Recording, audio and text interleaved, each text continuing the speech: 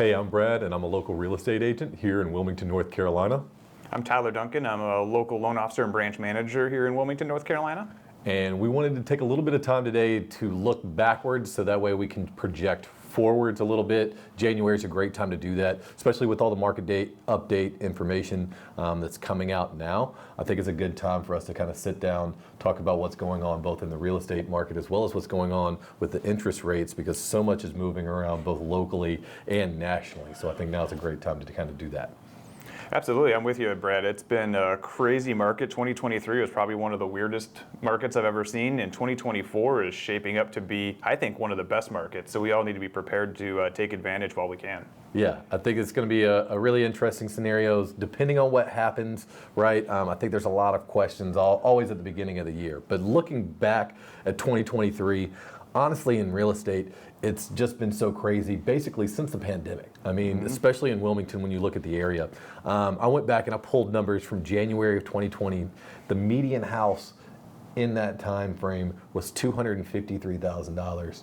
We closed out December with $428,000. So just since the pandemic, basically, you've seen an increase of almost 70% in house ranges. Now, thank goodness this last year, it was only about 6% increase because the market had just been so hot for so long. I mean, we were seeing 15 to 20% increases year over year, and it's just led to these giant gains. So finally seeing, I think, prices cool off a little bit. Yep. It only went from 405 to 428 over the year of 2023. So just a little bit of gain, still 6%.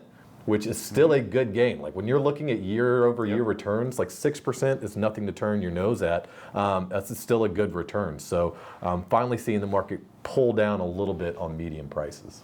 We've been noticing that as well across the country. 2023 was one of those weird years where things did start off where people thought maybe the market was going to go down a little bit, and that didn't happen. Home prices still ended up. And like you said, since 2020, essentially in 2.5 to 3 years, people made anywhere between 20 to 30 to 40 to 50% money on their return, which made it so first-time home buyers and things like that were getting priced out of the market, which is where we need to come in as real estate professionals and lending professionals to find the ways to get our people into the right houses at the right time, at the right costs, using our products and our knowledge to be able to get people into those products and into those homes. And we're actually seeing people actually start to use those services now. Another big thing that we always look at on the real estate side of things is not just the prices, but our inventory levels as well. And we've seen a lot of movement, as you can guess, probably since the pandemic, and especially in 2023 as we look back, particularly at that year. But back then, when you look back at January 2020, it was just under 1,300 homes that were actively listed in the New Hanover County area. So that number compared to, I mean, we got as low as, I think the lowest, it was 315 homes as we got down to it. So you're looking at 25% of that number, right? Finally ended the year up at 750 or so active listings now. So finally seeing that increase, which is really, really important. And I think that kind of curbs into what was happening with interest rates at the same time, because normally in our area when we're looking at closings and those inventory levels, usually it's the summer that's the hottest and that's where we see those peaks. But I mean, November, it seemed like there was nearly 1,000 closings. We only had like 600 in June. So we saw really, instead of that up and then back down, it just went up and to the right all year as far as closings were concerned.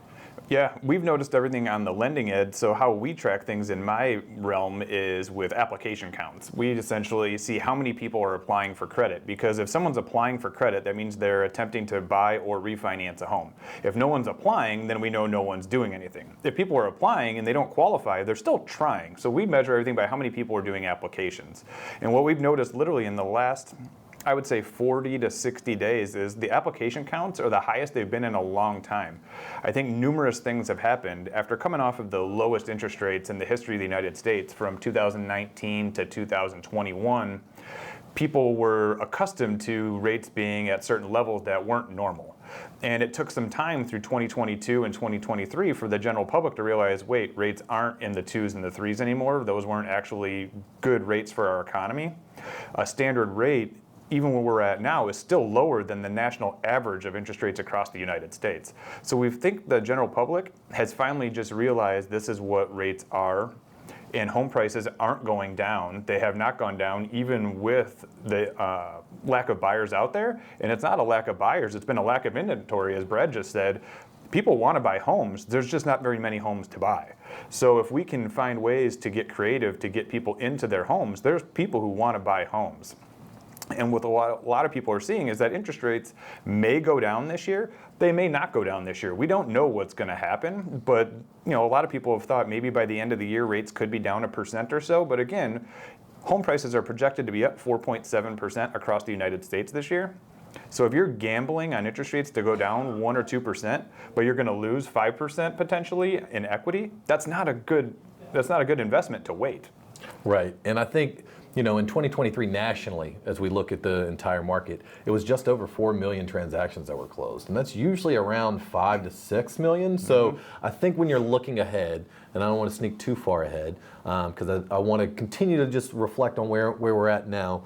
But when we look now, those inventories, as we get more of those numbers out there, and more people are more comfortable with interest rates being where they're at as a normal thing, when it kissed 8%, everybody was freaking out, but 8's the historical average, right? Yeah. We're still in a really good market. And so as people start to grasp at that, we start to get those inventory levels back. I think we'll see the prices kind of pull back a little bit. I know sellers don't want to hear that, but I think it's great for the market to kind of continue to get that 6%, no more than like inflation levels, really on the price increases as we get those numbers up again in the inventory levels. We're almost at 2 months supply right now as far as real estate. So that just means that if nobody listed their house for 2 months, with the current amount of buyers that are in the market, we've got enough inventory to last for 2 months. So we want to see that number continue to grow. It's usually a seller's market if it's below 4 months, and then turns into kind of a buyer's market over 6 months. So one other thing that I want to touch on before we leave 2023 and continue to look forward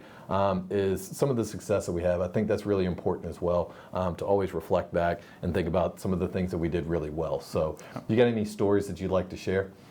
Yeah, I always like to look back, and reviews are one of the biggest things. I always say the proof is in the pudding. Don't take my word for it. Don't take anybody else's word for it. See what their customers have to say about them. So I'm very big into Zillow, Facebook, Google reviews. I love reviews because they tell the story of what your customers honestly think about you.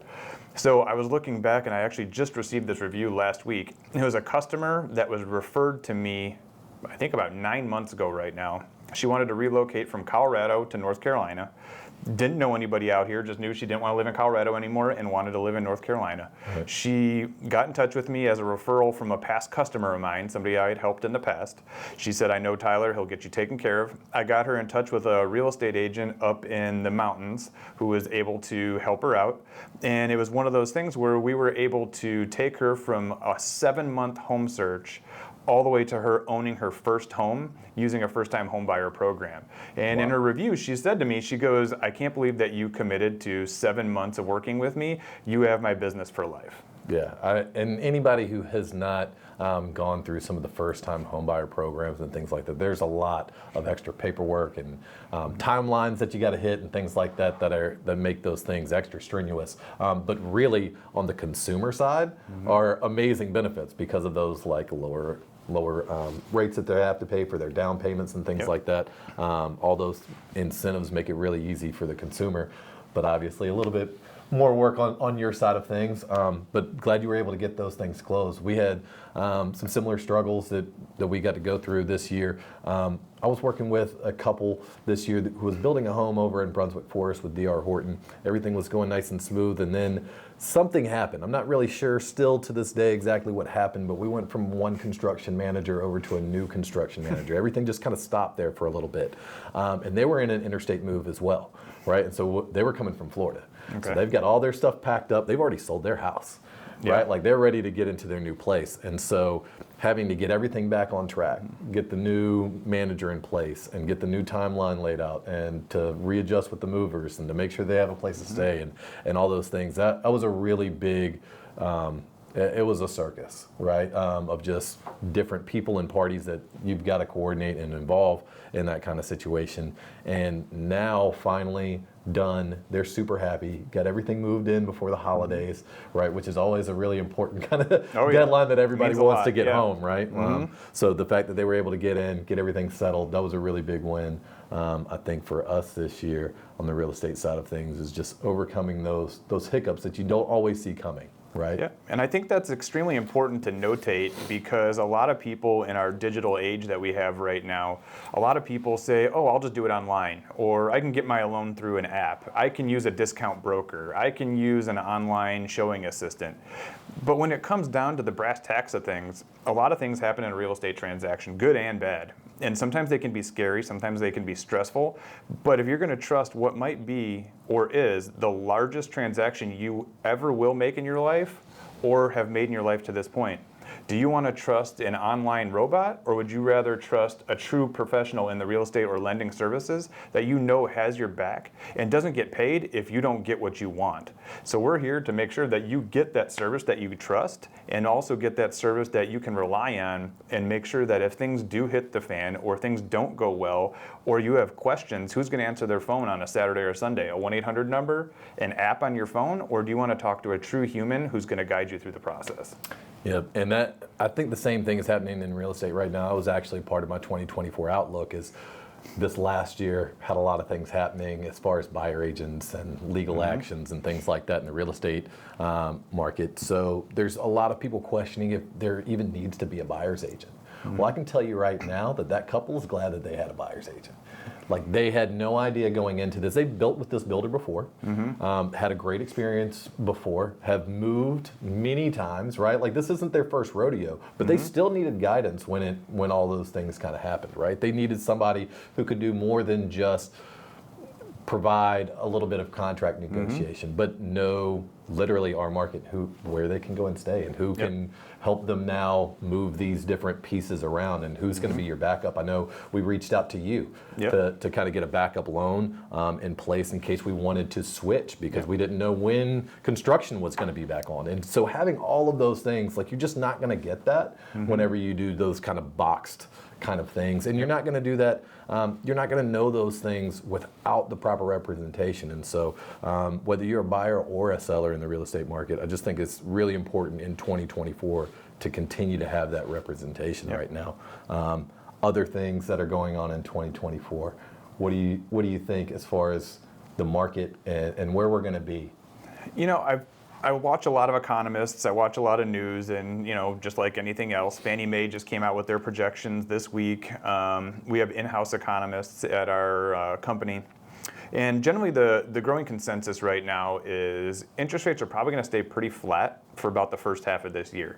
The Fed has said they're done raising rates. Could they change their mind? Absolutely. Oh, yeah. And the Fed rates don't directly affect mortgage rates, but on an indirect basis, they do reflect mortgage rates. Yeah. And the Fed has said they're going to pause for right now. They didn't say they're going to stop. They said they're going to pause and wait out and see how it happens. So I wouldn't expect any rate cuts probably until May, June, July-ish, which I know isn't music to everybody's ears, but that's probably what's going to happen. When that does happen, remember, we're also in an election year, a presidential election year. And during presidential election years, the party, no matter who you're a part of, wants things to look good as they go into the election. So generally, things like interest rates, gas prices, stock market, things like that change, usually for the better, no guarantee, but these things usually do change. So there could be a lot of movement this year. And with Fannie Mae saying that home purchases should be up 13% this year, they're actually saying refinances are going to be up 80% this year, because if rates do drop, people will want to tap into that equity that they haven't been able to get into. And if home prices are going to be up 4.7% on a national average, that's all good news for sellers and buyers, I believe, because as a buyer, that makes it so you're not paying a 10 or 20% markup. Yeah. But you know you're buying an appreciating asset. For a seller, you know you're not selling at a loss.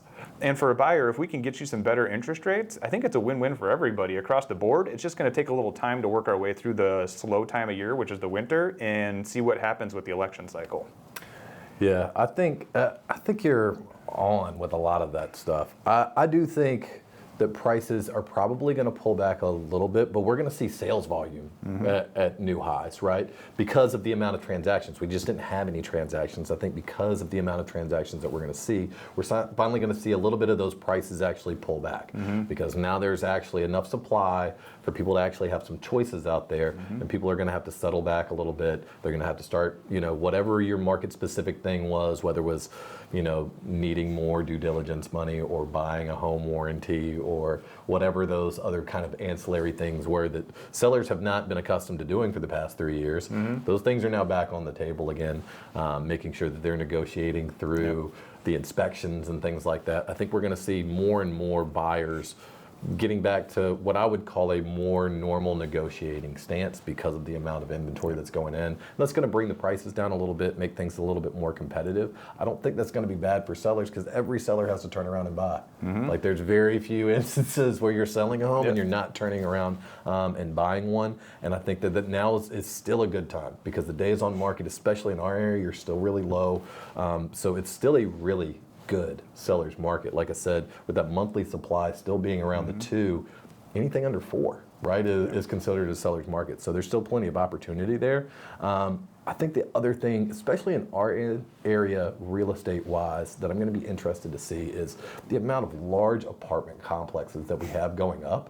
I mean, the amount of renters that we have here long term, especially we've seen these huge shifts between short term, long term rental markets in our area with deregulation happening downtown and all these like just waves of things. I think now we've seen more and more of those people kind of get away from long term, but now we've got these really big apartment complexes that are coming in. I mean, there's at least 4 that I can think of off the top of my head that should be opening up that will have hundreds of units available. I think that's going to be really interesting to see how that affects any type of investment market or anything like that in our area as well. Yeah, that usually plays a big role in changing a market when you have a mass influx of multifamily housing being built, because I think that is one thing we have lacked is home prices have gone up so fast and inventory has not gone up. So the influx of multifamily housing provides options that didn't exist at one time. So hopefully it helps our market a little bit, but I'm interested to see, like you said, with the investor side of it, like how many investors are going to swoop in and try to take up some of that, or if some of this stuff might be like low income housing, or how they're going to structure it all, because there's a lot of rules and regulations when you build multifamily, how much it has to be. So it'll be interesting to see what happens. Yeah, and that, those long-term renters are either going to be in an apartment or they'll be in a single-family home, and so now there's more of those that are now available. How does that, kind of handle through negotiations as far as like normal inventory levels? It'll be very interesting to see kind of how that plays out for us locally. So as we're going into this year, I still think that it's just there is so much uncertainty, right? We are talking about an election year. We're talking about a market when a lot of times we start pulling up numbers. We look at it, we go, we've never seen this number do that while that number's been doing that. Like in like 20 or 30 years. So anytime you start getting that, and I don't care what the numbers are, you start getting those kind of crazy correlations that you're not used to, I think it's time to be cautious. Be prepared, get everything that you can, as much as you can, together in advance. Be proactive, right? Like have all your materials together so that way you can act quickly. Right? I think that's going to be the biggest thing. The people who are going to be most successful, and maybe this just goes for all time, right? But especially this year are going to be those people who are prepared, they act early, and they kind of have everything coordinated before they need them to, so they're ready to strike. I see that a lot as a loan officer, that a lot of people come to me when it's too late. When there's not a lot of inventory, that means there's not necessarily a ton of competition, but sometimes there is competition. And if you go out with your real estate professional and look at homes on a Saturday and a Sunday, and it's 8 o'clock on a Sunday night, and you say, I want to make an offer, and you haven't talked to someone like myself or any other loan officers, I work every weekend. I'm happy to jump in and work on a pre-approval for you, but sometimes there's different documents we need, certain things that we need. Sometimes your employer's not open. There's a lot of things that have to happen, and I've seen families miss out on the home of their dreams, or they thought the home of their dreams, because they weren't prepared. So if you're prepared, you're fully pre-approved, ready to go, your real estate professional knows exactly what you're looking at, your loan officer knows exactly what you're looking at and has gotten you pre-approved, you can strike when the time's right to get the house that you want, instead of going to bed at night saying, gosh, we should have made that phone call, or we should have done this. You'll know that you're taken care of right. So this will lead us into our Q&A. I did want to go ahead and ask this question. I know I didn't prep you for this one. I'm going to throw a curveball, but you just actually hit on it. So what is the difference between being pre-qualified and pre-approval? Is there a difference? Should you be one versus the other? Yeah, so there's two things with that. So being pre-qualified essentially means nothing. Right. All those things that you get in your mail every day that says, oh, here's your Capital One credit card, your American Express credit card, things like that, the solicitation phone calls you get, the text messages you get, that means you're pre-qualified. Essentially, somebody at some point bought your information from somebody at some point, and at that point you did qualify for something. So they're essentially just saying, we have no clue if you qualify, but at one point we're pretty sure you qualified. So we're going to say you're pre-qualified. So essentially, if a buyer comes with a pre-qualification letter, it means nothing. It essentially means that you may have had a conversation with somebody or not. A pre-approval, by definition, means that the loan officer has pulled your credit, seen all 3 credit bureaus. They have documented your income, so they've seen where it's coming from, how you get paid. They have seen your assets to know where your down payment and your closing costs are coming from. And by definition, it also means that you've been run through government underwriting, meaning through Fannie Mae or Freddie Mac's preliminary underwriting system. And in most cases, it means that a formal underwriter has reviewed your documents and said, yes, this is okay. That's a pre-approval. Barring you losing your job or spending all your money or going into collections or something, you're buying a house. A pre-qualification, they haven't even seen your credit yet. Yeah. They haven't seen your income. You might be self-employed. You might have just filed bankruptcy. They don't know anything. So it's a great question because I get that a lot, is pre-qualification versus pre-approval. And pre-qualification, there's a reason that listing agents, if they see that, they're like, yeah, we don't want that. Yeah. And there's a reason, because they've been burned before. So a pre-approval is what you want. So you need a lender who's actually going to do that for you. And it's one of the first things that I have a buyer do with me. I don't even like to take them out to look at houses until we have a pre-approval letter in place, because there's no point. We don't have the funds to go out and buy your house yet. And you're going to go out and you're going to fall in love with the place, and it's going to take us 3 weeks to get the paperwork in line to be able to formally make an offer, and somebody else is already going to buy it, and now everybody's heartbroken, right? Yep. And so we just don't even go. Once you have your pre-approval letter, you have your funds in place, everything's in line. We know exactly, now there's no excuse for me to show you something out of your budget. We know, this is it. That's all the cash there is, so there's no point in seeing if we can stretch things. It just takes away so much, I think, of the pressure, right? For agents, I think it's just a really good point to make sure that you've got the pre-approval already done with a lender that you know and trust, so that way it protects your buyer, I think, and making sure that that's a part of the process when you're accepting them, especially if you see conventional or FHA or VA loans or anything like that. You really want to see that language specifically. Everybody always, first question I feel like is, what is my home worth?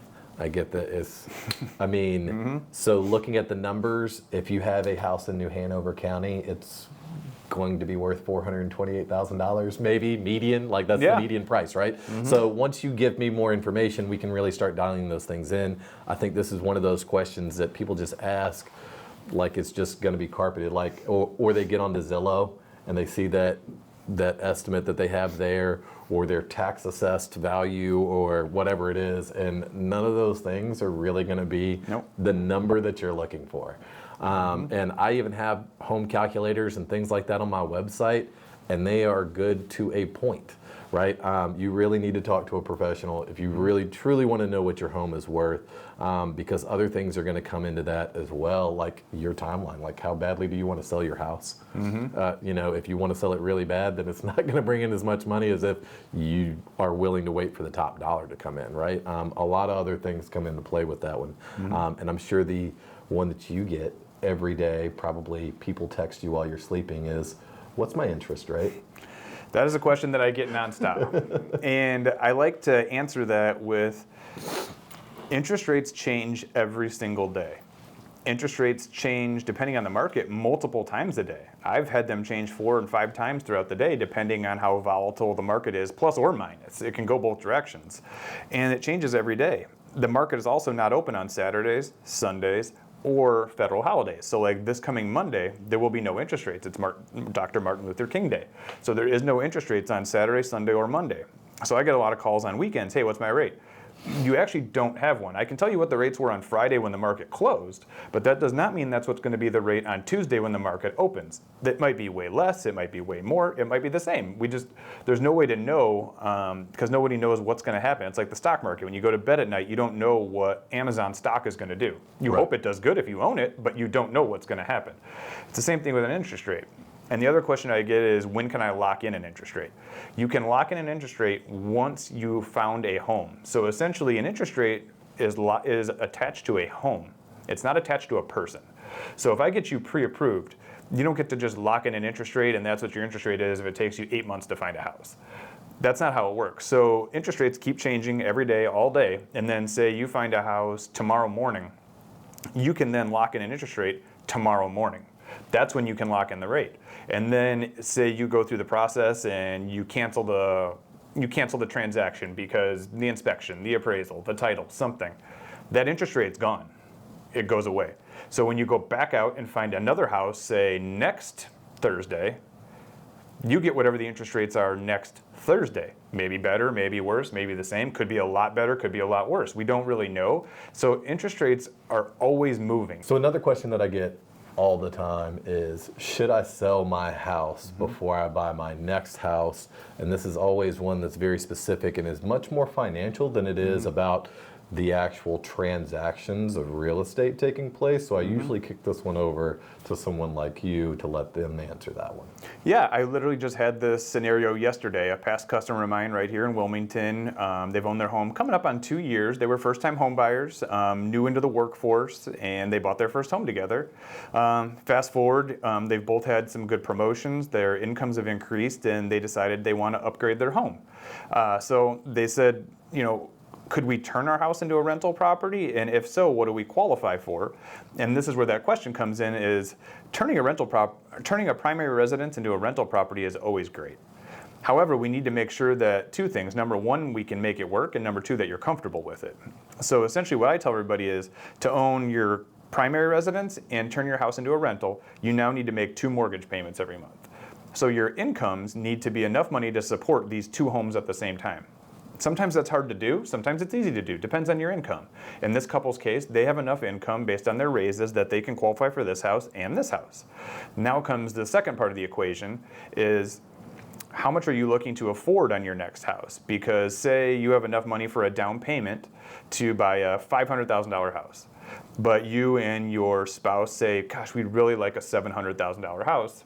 And Brad says, I could net you over $200,000 if you sold your house. Now that $500,000 house I have you qualified for becomes the $700,000 house. So that's where you have the conversation between your family and say, do we want to have a rental property and a $500,000 house, or no rental property and we get that $700,000 house that actually truly meets our needs? That's where you as a family have to sit down and say, what means the most to us, and come up with a plan, and then us two will do what we need to do to make it work for you. And those same qualifications would happen even if you didn't want to keep that first house as a rental. Even if you were you'd found the house of your dreams and you've got to act now on it, you're going to have to be able to qualify for that loan while holding your existing loan as well. So you just keep those things in mind. You won't have access to it. There are some other ways. We won't get into the advanced stuff of double closes and things like that you can kind of get into to make sure that everything lines up. But for the most part, I think that that's the way that we usually see it. And my very first house that I bought, I did something similar to that. I did some seller financing on it and just eventually sold it. Just because I had no idea what I was doing. I was 25, and I realized that really quickly that I didn't know quite what I was doing with a rental and being that landlord and things like that. So it's another thing that you have to take into the equation. It's a really great financial tool, but there's other pieces that come along to it that you got to make sure you're up for. There's a lot that comes with that. Whether you do a long-term rental or a short-term type vacation rental, there's a lot of things that come with it. And again, that's where having a true real estate professional team with you can guide you through the process so you don't make the mistakes, or at least you limit the mistakes, to be able to make the best financial decision for you and your family, because you don't want to get yourself in over your head to where either one, you can't afford something, or two, tap all your savings. You want to make sure that you're comfortable. Yeah, I mean, when we first bought our house in Houston, we kind of did that. We ended up kind of what you were talking about. We didn't know that we actually could qualify and like found a much nicer house on a nicer lot and all this stuff because we just didn't know until we sat down, and I thought maybe we'd qualify for 250, and we qualified for like 550 or something like that, and that was like way more than what I wanted. But we ended up like in the low fours on that, just because I wasn't comfortable with it. But like our jobs and everything like that, the way it all worked out, we ended up really kind of cash tight, real house rich, right? Because we ended up going so high into kind of what we thought. And so it's really important to kind of take that into consideration of like where your cash flow is going to end up at the end of that. I think that's going to be a big deal for everybody. So I'm super excited about this year. I think it's going to be a much more productive year. As far as seeing a market correction, I think we still have a little bit that we need to see things tweak a little bit, especially when it comes to sales prices. And we're going to see that as the volume picks up, as more people are willing to sell, as those interest rates become in a little bit more aligned. I think it's going to make more sense for the people who don't want to sell right now, who held off for a whole year in 2023. They didn't want to sell through it. I think now they're going to lose a little bit. Maybe not only of their patience, but their financial excuses, I think, as well as to why not make a move in 2024. So no, I'm very excited for this year. I'm very bullish for this year. Going into 2023, I wasn't excited. Like, I know every year is going to have its ups and its downs. I know there's going to be transactions, just depends how many. But going into 2023, we knew rates were going up. We knew there wasn't enough inventory. We knew there was just a lot of things happening that weren't in the best interest of the country. I believe right now in 2024, we've gotten our ship righted, inflation's mostly under control, our economy's still moving strong, home prices are still there, interest rates have started going down, it's an election, so it's like kind of that rebirth, things are gonna change.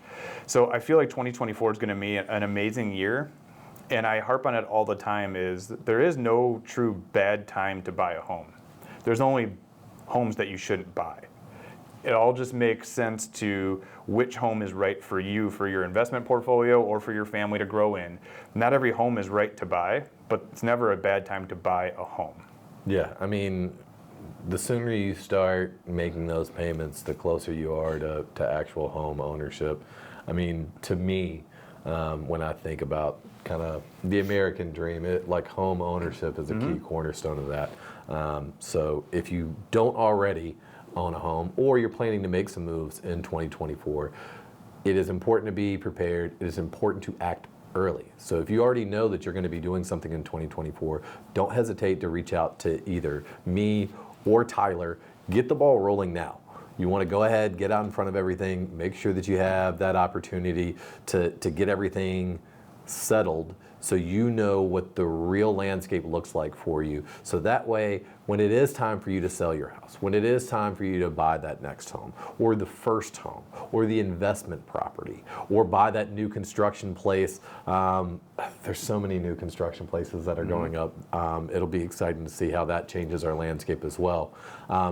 But whenever you're looking at any of those things, you've already got every tool in your tool belt. You're already connected with all the professionals that you need to be connected to. And especially when you're reaching out to me, or you reach out to Tyler, who has a close connection it just makes that team and everything so much more seamless. That I think that's another big key in 2024 and being successful, is making sure you've got the right team of people, not one professional, but a group of professionals behind you in your real estate transaction. Yeah, if you can go to bed at night knowing that you have someone fighting for you, I think that gives a lot of peace of mind to know that someone's fighting for you. I have, as Brad alluded to, when I first got out of college, I was not in mortgages. I've been doing this for 15 years. I was not in mortgages when I got out of college. My wife was not in mortgages. And we bought our first house and literally knew nothing and made a lot of mistakes. And it's because we went to a new build without a real estate professional. I got our mortgage over the phone. We didn't know what we were doing. And the same thing was when we sold that house, as you said, my wife, I still wasn't in mortgages yet. My wife said, hey, could we afford this house? And I said, there's no chance. We can't afford that house. That's stupid. We could never buy that house. She called a mortgage person, a loan officer, and I talked to him. We did it all, and the lady's like, "Yeah, I can get you qualified. You only have to put this much money down. You can do this, this, and this." And I was like, I didn't know any of that existed. So without the right representation and the right team behind you, you might miss out on opportunities that you didn't actually know existed. I still have customers that say you need a 740 credit score to buy a house. That's not true. I still answer the phone and people say, I haven't saved up the 20% down that you need for down payment. You don't need 20% down. Right. I still get all these questions, which means there's people who need the right resources and the right team to guide them to something they might be missing out on. Yeah, and I get similar stuff too. Like people are like, well, I want to buy that house, but I can't afford it because it's $700,000 in my budget. I've only been, pre-approved for $600,000. Well, they are vastly overpriced in the market. It's actually probably more worth like $625,000. Like you're not actually that far off, right? Yeah. But you've got to be able to have those conversations, and you need real people to interact with you to give you a real accurate view of the landscape. So if you want to know what's happening in 2024 in the Wilmington, North Carolina area, then please don't hesitate. Reach out to me, Brad Moody. My information is in the contact description below. I've also included Tyler Duncan here. Loan officer, absolutely amazing. I send all my people to him. His contact information is in the description below. Don't hesitate to reach out to either one of us. We'll get the ball rolling and get you off to a successful 2024. Cheers to an amazing 2024.